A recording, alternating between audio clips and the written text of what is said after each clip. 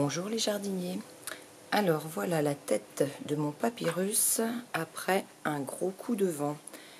Normalement il est à la maison tout l'hiver et je le sors pour les beaux jours. Mais il n'a pas trop supporté le vent. D'ailleurs je crois qu'on l'entend encore le vent.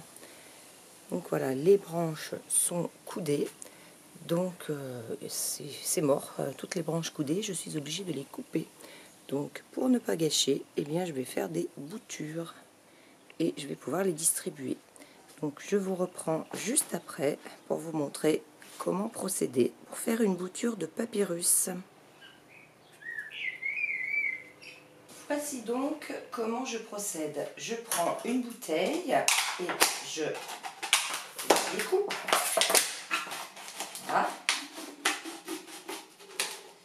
Je découpe la bouteille. Ensuite, je prends la pousse que j'ai coupée. Donc je la recoupe évidemment. Je garde à peu près ça. J'ai pas besoin d'une grande longueur. Ensuite, je me mets comme ça. Je coupe. Voilà. Et après, je le mets à l'envers dans la bouteille et je recouvre d'eau. Donc j'en avais déjà fait un ou deux autres. Voilà. J'en ai encore un autre à couper.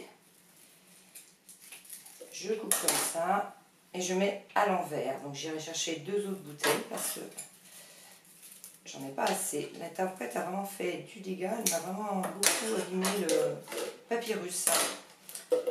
Donc ensuite, eh bien, je vais mettre l'eau dedans. Je vais vous montrer 2 secondes.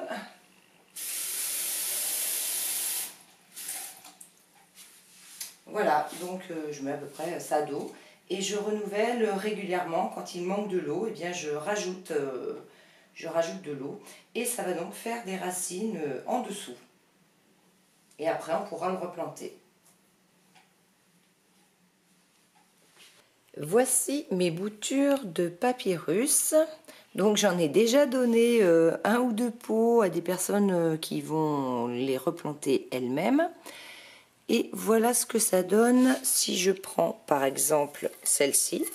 Donc on voit bien les racines et on voit même le début. Alors je ne sais pas si on voit bien, mais là où il y a mon doigt, ça, eh bien c'est le début d'une pousse. Donc elle, je vais pouvoir la repiquer en pleine terre. Une autre, pareil, il y a déjà des racines aussi. Elles sont peut-être pas toutes au même stade, j'en sais rien. Si, celle-ci aussi, elle a des racines, et puis elle a aussi une pousse déjà ici, là sur mon doigt, donc c'est une pousse. Donc ça a bien marché. En fait, non, bah, elle n'a pas encore de racines, mais je l'avais peut-être mis, je les ai peut-être pas mises tout ensemble. Je crois qu'il y a eu deux jours différents où je les ai plantées, donc, enfin, je les ai plantées, je les ai mis dans l'eau. Celle-ci, on voit aussi qu'elle a une racine. Donc, ça marche plutôt bien. Je vais pouvoir passer à l'étape suivante. Alors, je prends ma bouture avec les racines. Je recoupe un petit peu ce qui dépasse, voilà, histoire qu'il y en ait un petit peu moins, en faisant attention de ne pas couper les racines. Et puis, je la mets tout simplement dans mon petit pot. Je pose, donc j'ai humidifié avant. Je pose... Je fais même un petit trou un petit peu pour mettre les racines un petit peu plus profond. Je pose et je viens remettre de la terre par-dessus, comme ça. Voilà. Voilà ce que ça donne.